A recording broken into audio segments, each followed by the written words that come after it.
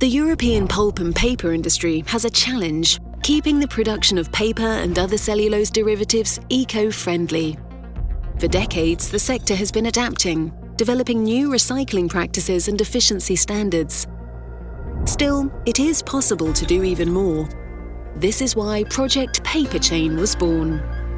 20 partners from 5 European countries working together to find new uses for the non-hazardous wastes of paper production. The Spanish circular case seeks to use waste paper ash in road construction works. Roads are more than just the asphalt you can see. Beneath the pavement, there are different layers designed to heighten its endurance. The composition of these layers depends on the requirements of each road. Often the natural soil has poor mechanical properties and must be replaced or treated with lime. When higher strength resistance and durability are needed, a mix of cement and special soil is used to create additional layers.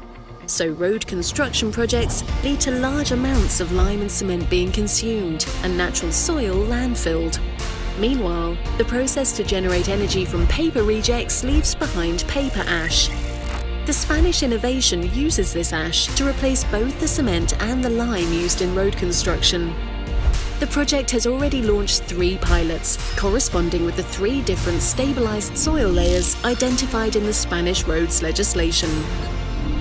The 3 sites have been thoroughly monitored and tested, making explicit the benefits of the process, benefits to the environment, but also practical.